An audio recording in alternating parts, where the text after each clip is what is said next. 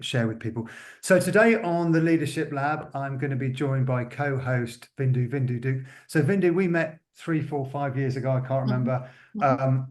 I was on a program, I think it might have been with MIT Sloan, and Vindu was on. She was talking about culture, and I just thought, wow, I was absolutely blown away by the breadth and depth of her knowledge and experience around culture. Vindu's been an executive and consultant for some 25 years now, and the word that always springs to mind when I introduce her is the word multi.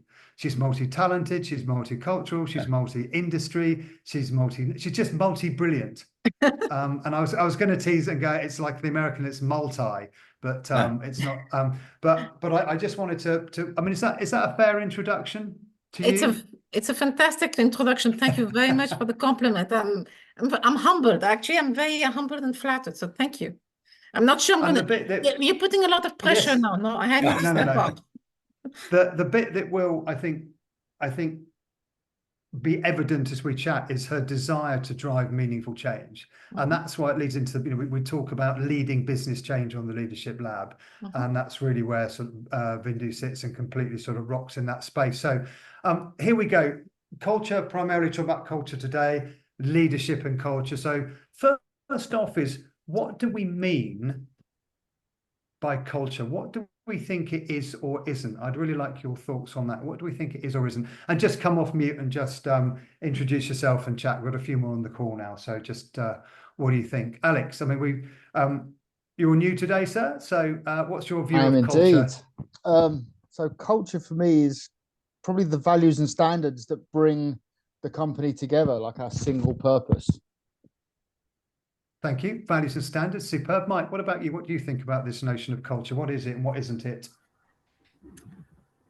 I mean, it's the way people do things around here, I think, is quite a colloquial way of describing it. I think it's quite a good one, but just because that it's easier for people to relate to that, albeit obviously it flows into a lot of stuff, doesn't it? Like with like corporate symbols and how people talk to each other and how like even the environment set up. I think it all sort of plays a part and is impacted by it. So I always find it interesting that it's kind of a two-way thing, in that it goes like in both directions, from employee to manager and manager to employee, and it's shaped in like kind of bounces off it each other to before you get to what it is, and it's pretty hard to describe, and it's very, very hard to change, I think it's fair to say.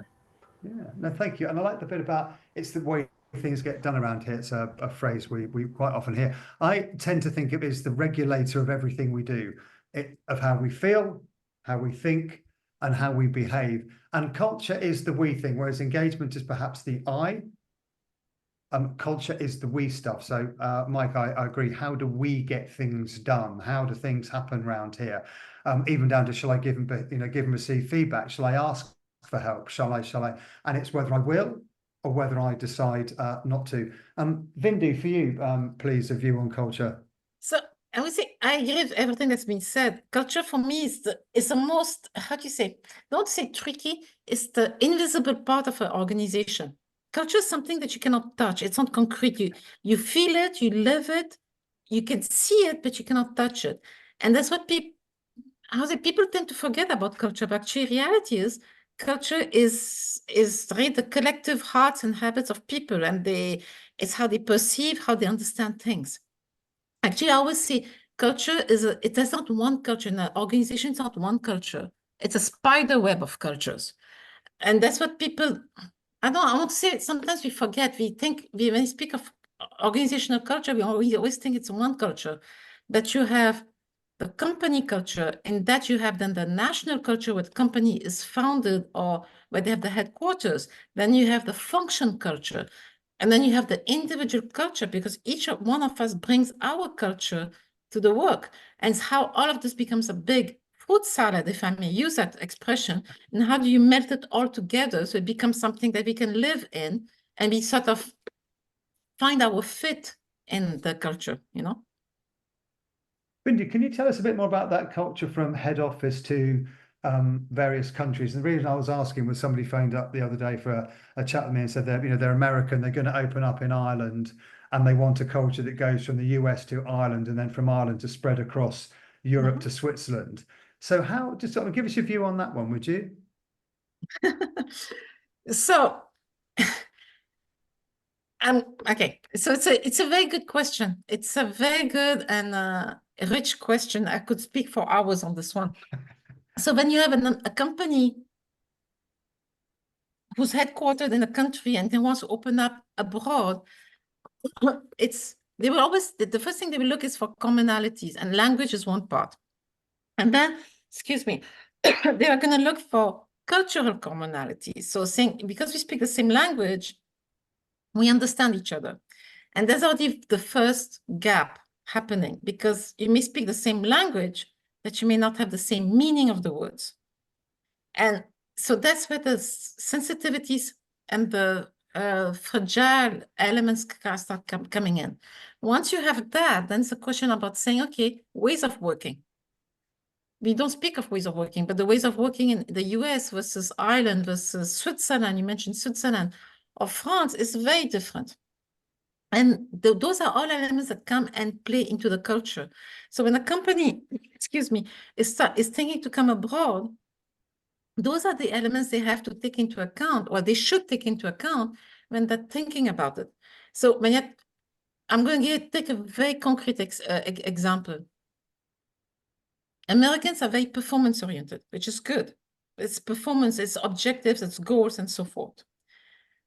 Come to Switzerland. I'm based in Switzerland, so it's easy for me to speak about it. It's not that we're not performance-oriented. Performance is there, but there's also quality of life. There's also excellence. So there are different criteria that come into play into that whole element of performance. Now, I'm not saying the US will not think of excellence, but they are going to go with experience. They're going to say, is 80% good enough? Now, 80% in the US may mean 50% in Switzerland, or 60%. I'm exaggerating, but I'm just trying to give a ratio to explain that the approaches to performance and to ways of working is very different. So one best proof, one example is speed. Speed of reaction, speed of delivery. In the US, you want things to go fast. You have a certain bandwidth, you want to go fast, you want to anticipate the market and go faster than the expectations or desires of the consumer. In Switzerland, speed can be considered as we are going too fast, we are missing steps, and are we going to be delivering 200% quality? There's also a reason why you have the reputation in Switzerland of saying, made in Switzerland, you know, there's quality. Yeah. Now, and I'm extrapolating, but as I'm trying to explain the difference in the cultural element, those are elements that have to be taken into account when we are thinking about that. What does it mean? So are you going to move, if I take the example of this company that I don't know, are they moving the finance function to Ireland, for example, for whatever good reasons, or are they moving the technology, the engineering or innovation part? What are they moving from the US and bringing to Europe, and in which part of Europe, and for what reason? Because you have then that element of culture that comes in. I don't know if that answers the question, Paul. Vindu, listen, just for those on the call, when I promised you an expert, I hope I've delivered that for you. So we were just saying before we could talk about this for days and weeks, but it's just a quick one today. Vindu, thank you so much.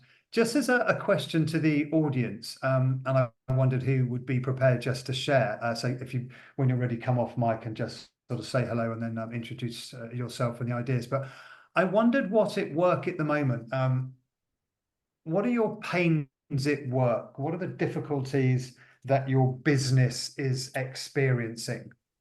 What if you just sort of share a few, or if you feel able to share a few of those at the moment?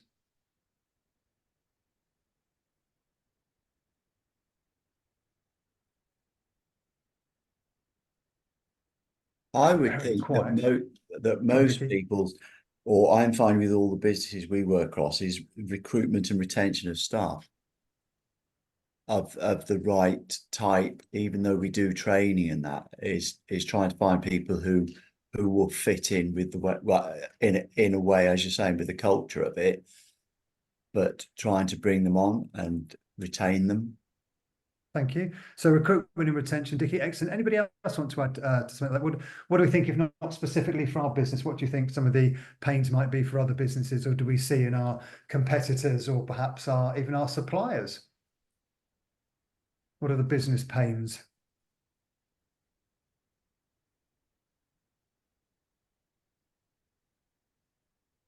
One of the ones, in fact, actually, Vindy mentioned it just now, that I'm seeing quite a lot at the moment is speed of decision making, or actually even the ability to make a decision at all or get an answer to something. It's taking a lot longer. Somebody said to me, this is a specific one. They said, it used to take us 5 or 6 days. You're lucky if it now takes 5 or 6 weeks. And within that period, we've actually missed, the opportunity. But Vindu, can I just ask you to talk to Dickie's point about recruitment and retention, and how does culture help or hinder recruitment and retention? It's a good one. How does it hinder? Actually, it's how does it attract and how does it hinder? So people join a company for the brand and for the reputation it has got. Now, reputation is part of the culture. Our culture will feed the reputation, will feed the reputation on the market. Let me put it that way.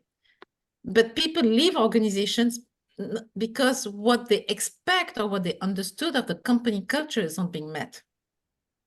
So, and often that's the people. So that's in a short, that's how the culture impacts, and that impacts recruitment and retention of an employee. And behind that, it's not only retention, it's also perception and reputation of a company. I mean, see, people really don't underestimate that how much a culture will impact the reputation on the market. So today you have a lot of tools out there, one being Glassdoor. So today employees, candidates, before deciding to join a company, they're going to go and check out what's the reputation, what's being said about the company on Glassdoor. And it really influences their decisions, especially for the top performers, for the candidates that you're going to be looking for and that who have got that rare skill. They are going to be looking at really understanding what's going on in the company. So culture is a huge factor of attraction, or how do you say? I don't know, what would be the opposite of attraction? Deterioration of a company's perception and reputation on the market? Thank you, Dickie. That's quite interesting, that, because on one of the businesses I'm involved in, we have a very high staff retention, and they are quite young. And picking up on what you've just said, that actually that is, they're very well looked after, but the reputation of the business is that they encourage people, and there you go, the level we're selling at, so they want to be there. But we do spend an awful lot of money on looking after staff, but basically, I suppose, encouraging them behind the brand so they understand what the culture is. Yeah. If you want to complement what you just said, Dickie, the issue, well, it's not the issue. The beauty of the example you're giving is that the people are being looked after. You're investing in your people, so you're really walking the talk of saying people come first. And because we know people are good and they're well taken care of, they're motivated, they're engaged in the company, and therefore they will help the company grow. And what we forget is that happy employees will refer the company to their network. So when you think of it, when you're going to headhunt or when you're going to recruit profiles, executives to whatever, the cost of recruitment is, I would say, estimated between the tangible and intangible cost is estimated between 6 to 12 months worth of salary. Okay. Yeah. When you're getting an employee to refer a candidate, that cost diminishes at least by 30 to 40%, because your candidate is already coming with a very positive perception and a regard for the company. Then the employee who has referred that candidate is going to also coach them, is going to mentor them, is going to really reassure them. And that whole element of productivity and efficiency is just shortened. And then they also have the perception. So you have a lot of intangible factors behind that people, one, is very hard to measure, but two, we don't think about it because it's not tangible. And as I said, it's hard to measure and we forget about it. Yes, and you just got me thinking there, because the one I'm thinking about is quite a high-tech industry, and it's one of the market leaders in what it does. I've got an interest in another company which is very low tech, very that, and we actually give the employees a bonus if they turn up, and that is a nightmare. And Wow. Turn up. so you had the But two extremes. In fact, there was one, I don't know if we, if anybody knows Zappos.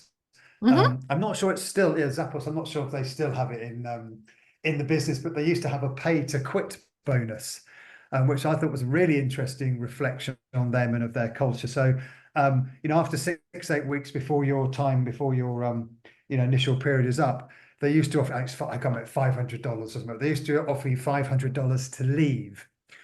And really what you're finding out is how much somebody wants to say, because if they're undecided, $500 or $1,000 is a great way for them to say, thanks very much, I'm going to leave. But as they actually, you know, figure out, that's a really cheap way of getting somebody who doesn't want to be there to go. Really cheap. Much better to find out early than later.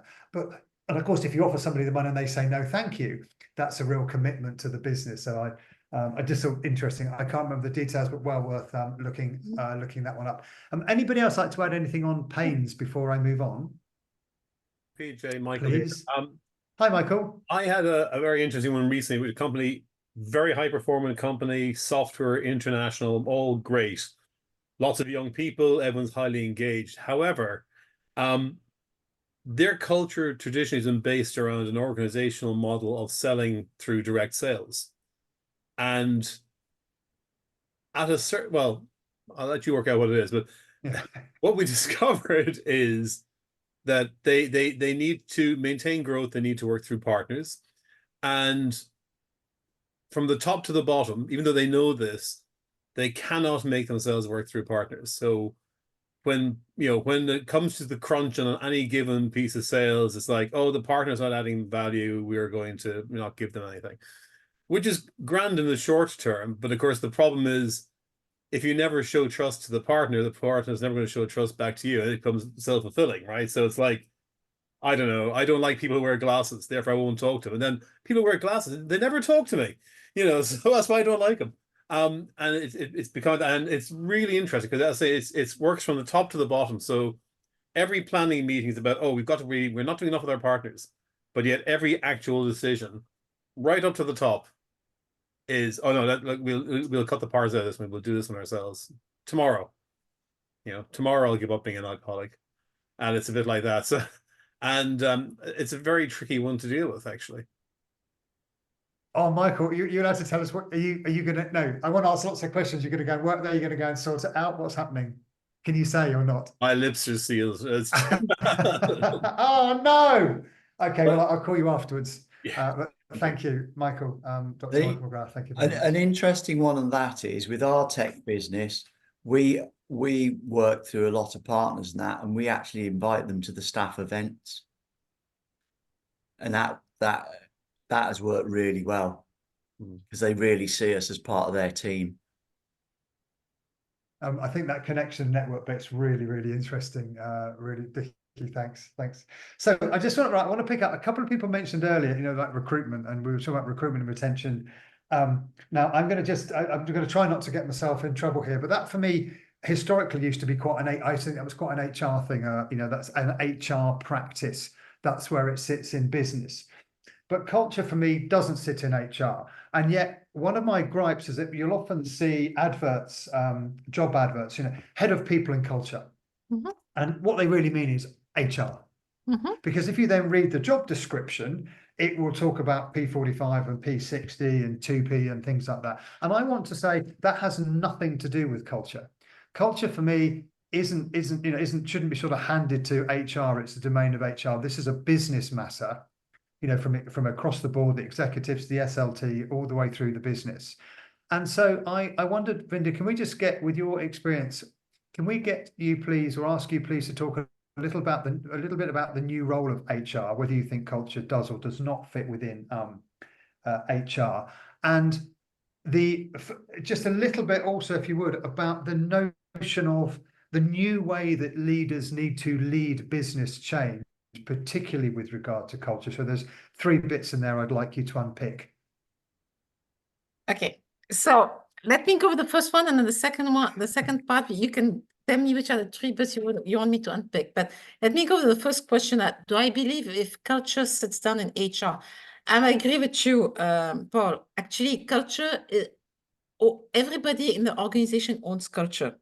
It goes from, I don't want to say the lowest position, it goes from the person who's, if I'm thinking of a hotel, of the person who's opening you the door to the CEO or to the board level or board members. So everybody in the organization owns culture. One of the reasons why culture is now part of the whole HR world is because while someone needs to own it, and more importantly, someone needs to facilitate it. So it's ensuring that culture is part of the different processes, company processes and ways of working. If you want, till not long ago, culture was taken for granted and it was said, okay, it's fine, that's the way it is, you know?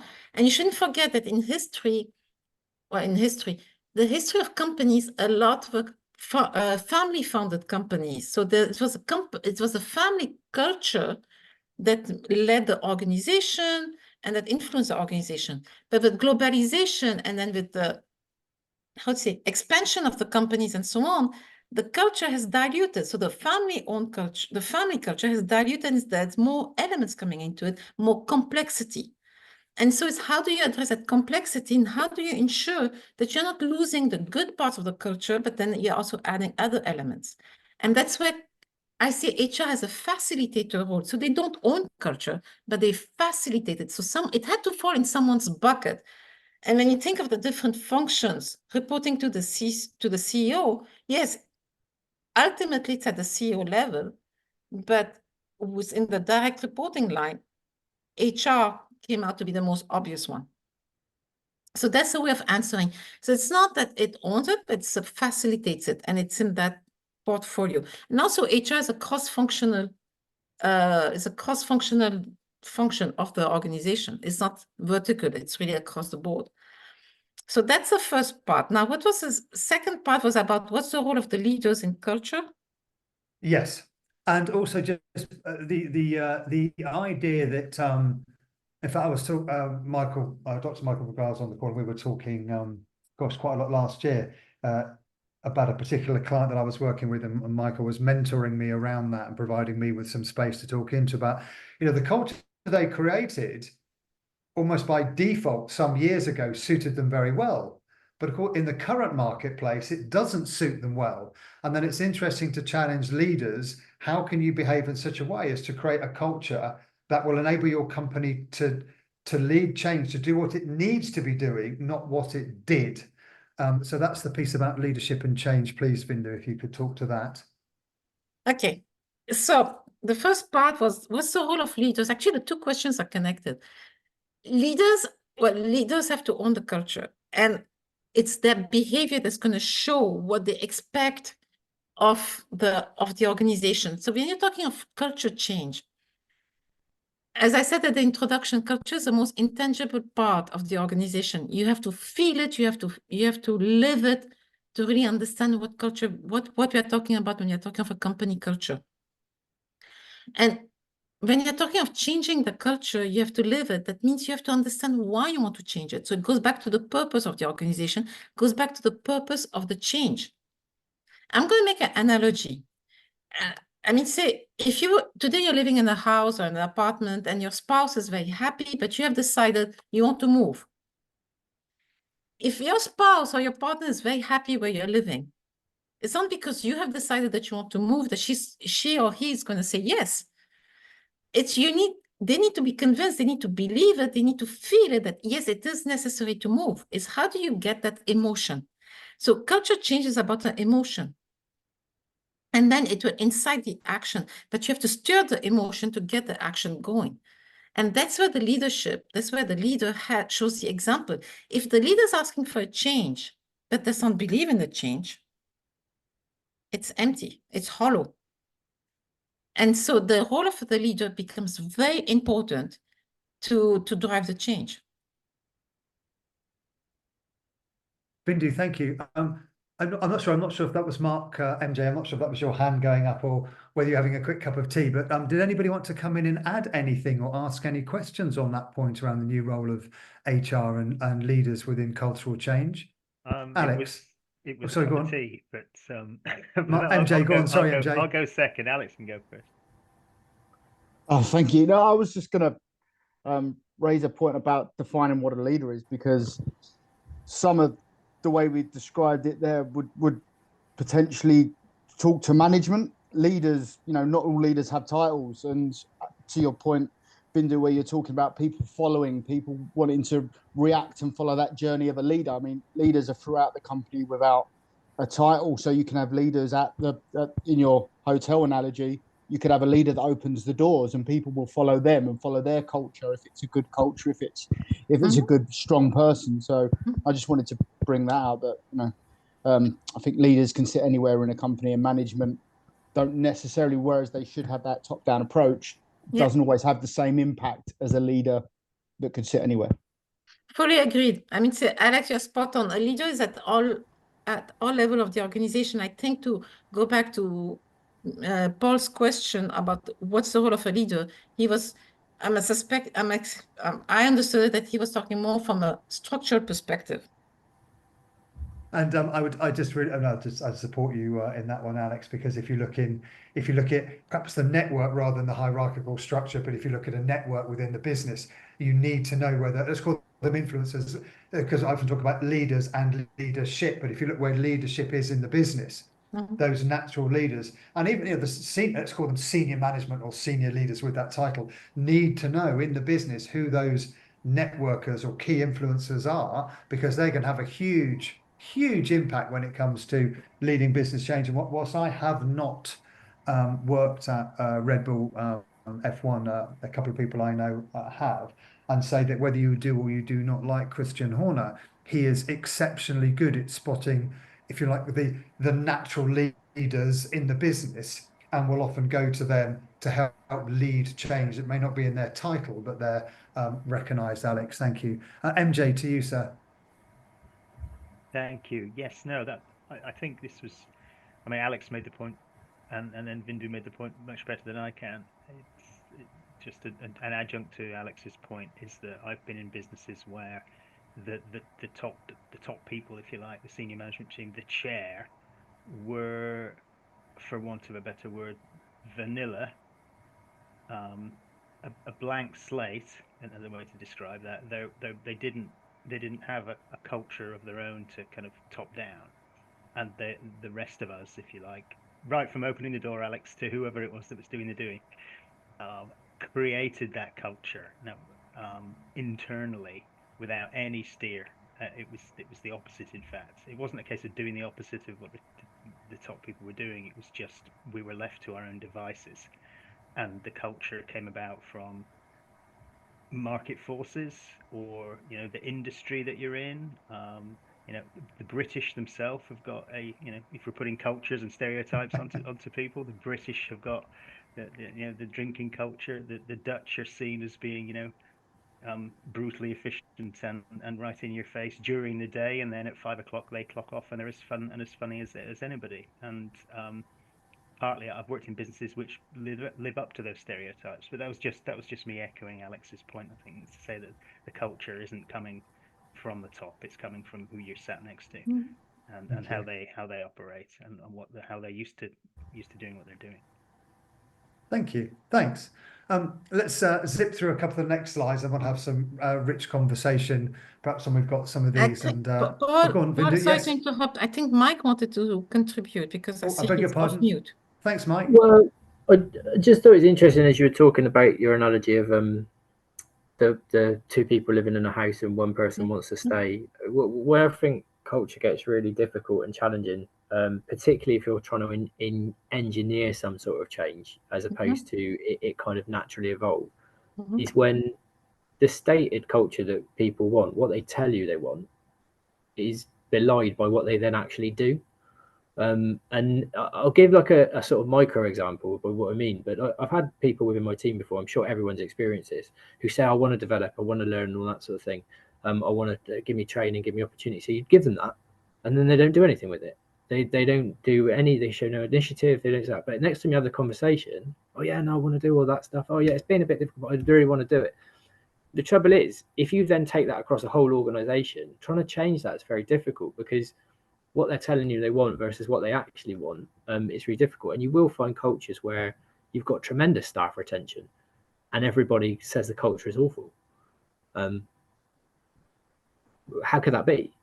Because if it's awful, why? But the people who have stayed there for so long, they've gravitated towards that culture and they've carried on reinforcing it, most likely. And that's a very, very difficult chain to break, I think, once you're in that. If you're trying to then move it to perhaps a more positive mindset or a genuine developmental culture, I don't know how you persuade people that what they're saying isn't true, because that's almost the first step. And actually making them see that by just saying, well, this would be better, like, because consciously they're agreeing with you, yeah, it would be better, then do something else.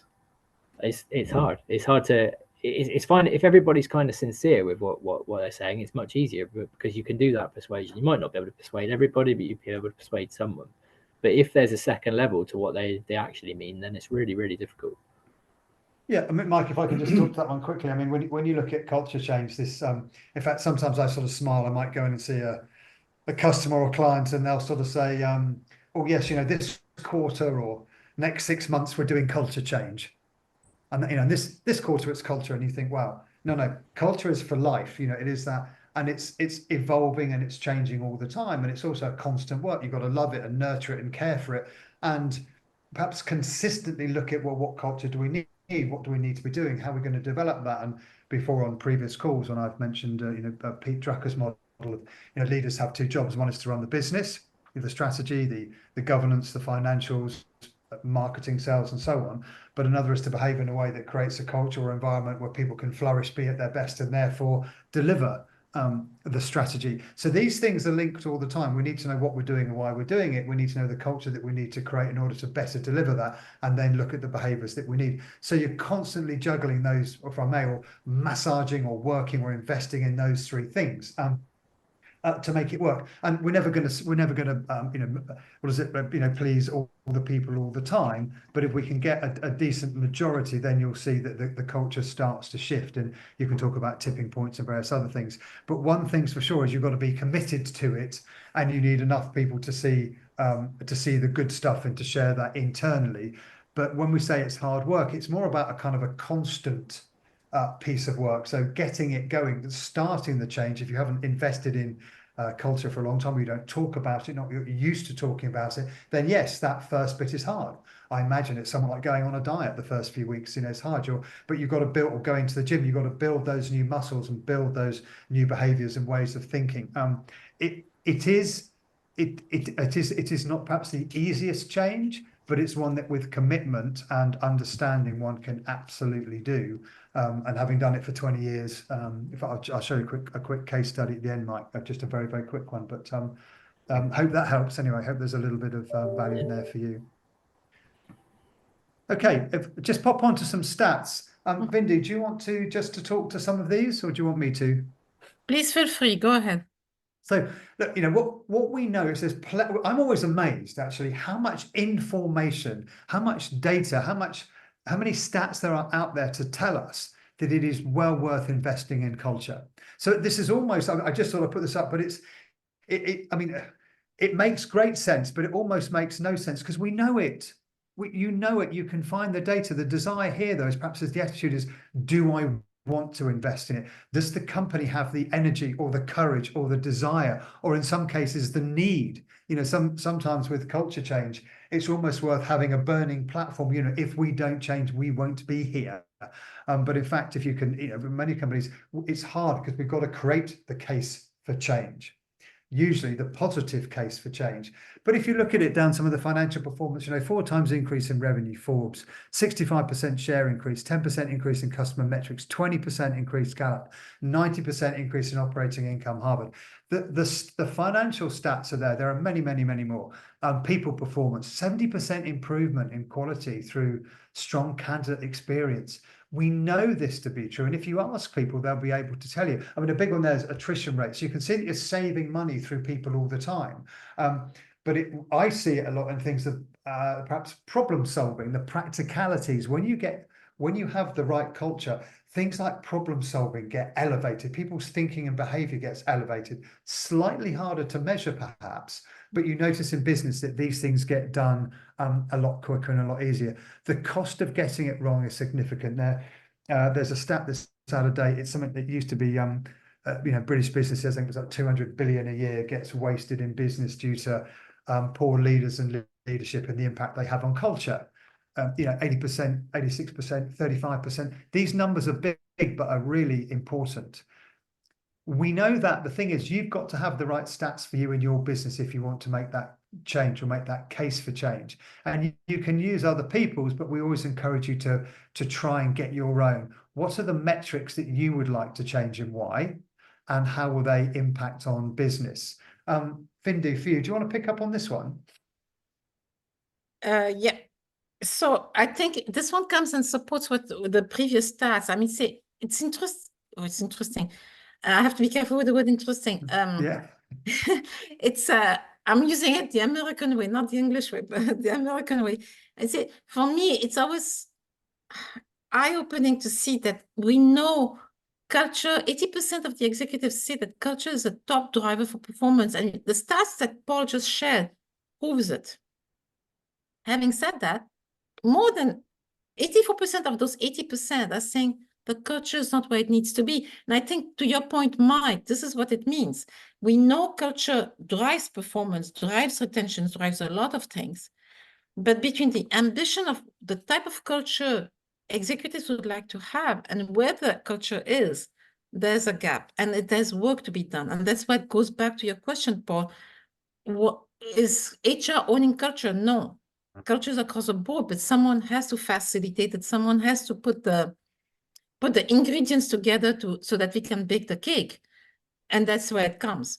But so yeah, we are seeing research is showing that people are saying culture is not where it needs to be. And the other element behind this is today you have multi-generations in the workplace, so you have to realize that today we are talking of having between 4 to 5 generations working in the same workplace. And so each of the generations are coming with their own culture, with their own understanding of what's expected. And so you have another layer of complexity coming into the workplace. Thank you. And can I just show you, I mean, this is from a client piece of work. It's a case study, a client piece of work. And when you hear some of those stats, so those are perhaps the general numbers, the general data and statistics that we can offer you. But this is a real client. And we do, when we go and work with customers around culture, we do culture diagnostic, culture survey. We have the survey interviews and focus groups so that we get not just the information, but we also get the feedback and the insights from individuals in a safe way, and also from focus groups. And if you look on the left-hand side, that's just the 11 areas that we kind of look at in specific, and we get numbers on them, you can see. So for this particular client, if you just, the next session is on psychological safety, and I thought I would just let you see this one. But the scores here are just simply 1 to 6. Okay, 1 being low, 6 being high. So if you look at this particular client, the score here is what net health score on the right hand side. You can see it's 2.3. That's average would be 3.5. So you can see it's low. But if you look at some of the details and under interviews, can be nasty at times. It's not worth it, to be honest. Fear for your job. You might become the black sheep. That's the real culture. That's them describing it. Doesn't matter. And this client had on the wall things like innovation, proactive, and all. Well, that's just not true. It's just not true. The reality of the 1,150 people who worked here, for many of them, was that it's best just to keep your head down, keep your job done, don't ask questions, don't give feedback, don't ask for feedback. And there's some good leaders, some good managers, some great people. Some people have been there, 30, 40 years, but they also had some people who were leaving after, up to kind of that 6-month period where it was difficult bringing in new people. There's almost like a seam of, you might see a seam of low-level bullying. That age-old thing of that's not how we do things around here. So the psychological safety is low. Therefore, it impacts on things like problem solving. For example, it's going to impact on day-to-day work performance. Am I going to make a decision? Am I going to take responsibility for that? And the chances are, not I won't as individuals, you might, but as a group we're less likely to. And it really understanding the culture is a great starting place, because people are businesses often misunderstand what their culture is and what it really is. And so looking at what your culture is, what it is now and what it needs to be by design can make a huge difference. But it is, Mike, is a piece of work, and I'll show you a bit more about this next week. Here's what some senior people in various businesses have said about culture. And I don't know Vern Dosh, but I do like it, and I did have to make a note at the bottom there, National Information Solutions Cooperative, because I didn't know what it was. But this is what I've seen over the years, less so now. But people used to say, well, culture's that pink fluffy stuff, it doesn't really matter, it doesn't hit the bottom line. And here's a guy saying quite the opposite. That's what he thought. It had little bearing on the bottom line. What I believe today is that culture has everything to do with the bottom line now and in the future.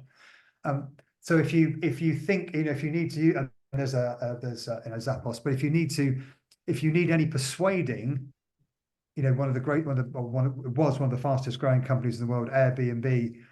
If you look at some of their belief in it, really, really interesting. Vindu, some top tips, and then we'll just have a chat before we close, but some top tips from you. So practical tips to help people develop culture in business, please. So I mean, say the most easiest one is the meetings. I mean, say a lot of organizations have got a lot of meetings, and the question is, and in meetings you have a lot of things happening, you have frustrations, you have emotions a lot, is do you really need all those meetings, and can you sort of just help your leader, let's call it executives, managers, nail it to the key ones, because meetings is also a dilution of the culture. So that's one thing. The second one is team motivation. So I'm being very concrete in the top tips, is going into the field and talking about team motivation. I think it was Mike who mentioned the fact that you have people who are doing, I'm going to be very direct by saying lip service. Yes, that's a good change, but then when it comes to action, there's no action. The question behind is, what's the motivation? Why they're not doing it? Trying to understand that and sort of having a pulse check on the team motivation. We do pulse checks on the individuals, but it's working with the teams, understanding what's happening, because what we forget is how peers support and influence each other. So it's really working on the team motivation and helping them capitalize and leverage their strengths and support each other. And then the last one, we speak a lot on the market about coaching, but actually within companies, mentoring and reverse mentoring is a fantastic and cost-effective way of culture, of helping the culture change and evolve and really identify the richness of the culture and how it can also grow more. And so mentoring, leveraging the skills, helping each other grow and generate, because of the intergenerational presence within the workforce, how they can reverse mentor each other and mentor. So those are the three top ones, quick ones that will influence, that definitely influence the culture. Thank you. And a couple from me, just as we move to a close, because I'm quite often asked, or in fact, I think my job to some degree has changed a little bit over the years, from the practical insights and help that Vindy has just been talking about to helping, and if it is HR, helping whichever department wants to see the change and has to facilitate that change, is actually selling it to the rest of the business. And so my job is sometimes to say to a customer, look, if you want to, you've identified that you want to invest in culture, but let's go through 3 quick questions together. So what's the biggest issue in your business that culture can help you solve? To be really clear on it. So we asked that at the beginning. So is it sort of recruitment and retention, for example? And then ask that person, or to get them to answer the question, what can I do next in my business to make culture a key priority? So really, these are just coaching questions, but really helping them think about it. And then finally, which sometimes we can help with, is what information do you need to create a case study, a business case, to make this idea compelling and get buy-in? Because we often get that thing where culture's nebulous, we can't really impact on it. It doesn't make any difference. What do you need to put in that sales pitch? Not me to the customer, but the internal customer to the to the business, because you've got to have a case for change. Easy, or easier sometimes if it's to say a burning platform. Sadly, we like to work with you before you get there, but sometimes that's easier because it's real, but and pressing. But actually, really looking at the business, what will the business benefit from doing this? Showing some of those metrics and therefore pitching it, if you like. So this is a coaching process for internal the internal leader within that. So next time, if you like to, next Wednesday, psychological safety. But just to close us off for a couple of moments, anybody like to add anything, feedback, share? What do you think? Now we initially, sorry, in fairness, we've run out of the 45 minutes, but if you'd like to stay on, you're very welcome for another few minutes. But anybody got any questions? Anybody, if you'd like to ask anything or share anything, tell us.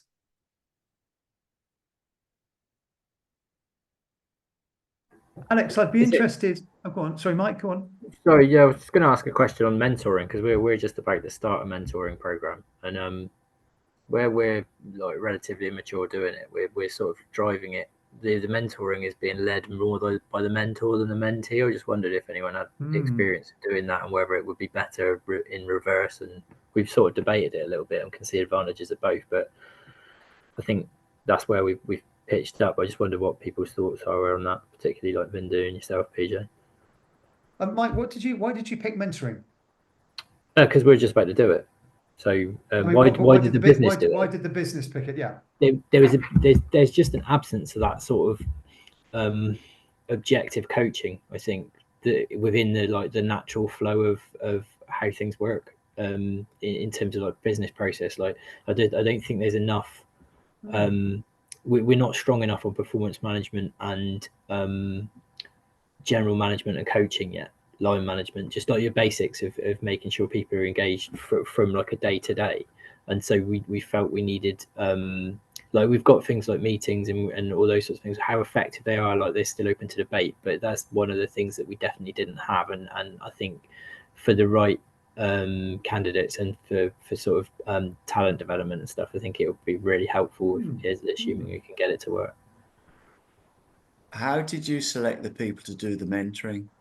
So we went through a 9-box grid assessment of the whole organisation from and then not just within business units but across as well. So we had sort of a bit of a comparison between sites, which still like it's one of those things where you got to start somewhere, but the first version of it like really doesn't feel quite comfortable that everything's being applied equally across sites. But I don't think it ever will be because there's so much subjectivity in there. And were they coached in how to do the mentoring? We haven't started the mentoring yet. We were coached on how to do the 9-box from our new HR folk. I think if I can, I mean, it's just a quick one. It's quite interesting from just listening to that, because there are several parts to that. If you think about coaching and mentoring, what is coaching, what isn't it, what is mentoring, what isn't it, so I'd be really clear on that and what you want from it. To some degree, I don't mind what you call it as long as you're clear on what it is, but coaching and mentoring are different things. So what you actually want. So coaching assumes the person knows the answer. It's releasing the potential within the individual. Mentoring, you might decide it's more of a way of helping them navigate a career or helping them move through the business, or perhaps it's about networking, for example, which networking meetings to go to, who to connect with, how to get things done. Maybe within the business, that might be quite an interesting one. Of course, the next question is do you have a culture that supports that? Do you have a culture that naturally enables that? Or is coaching and mentoring perhaps even in conflict with the current culture? That might just be one to kind of check. How's it going to be received for the individuals? That's great, but also in the business. So if I was going to encourage anything, I would consider how it sits within the current culture. And whether it's going to be supported overwhelmingly and understood, or not, I don't know the culture, Mike, but always want to kind of consider. Actually, if you want to take that offline, because we've run out of time, I'll very happily have 15 or 20-minute chat with you another day if it's of any use, just to kind of help, because it's a fascinating one, and get it right, and you can make the world of difference when you invest in individuals, when you invest in people. And they feel valued. The difference is proven to be fabulous, and we are wonderful. So much potential in people. Sorry. A closing word from somebody, then I'm going to ask Vindu, and then it'd be goodbye, God bless, farewell. Anything, just one more, because we really have overrun this time. But Vindu, in that case, can I thank you so much, Vindu? A closing word from you on culture. Give us perhaps a final word or a top tip or something wonderful. I don't know if I can say something wonderful, but I say for me, culture is the, how do you say, culture is the floor on which we are all walking, and we sometimes forget about it and we just take it for granted, and we have to sort of nurture it and take care of it more than we do. If I may just close it on that. Brilliant. Thank you so much. Thanks everyone for joining the Leadership Lab at lunchtime. Next week, psychological safety, which clearly is as a considerable part of culture, but also the way we do business, our success. If you'd like to join us, I think next week it will just be me, PJ Stevens.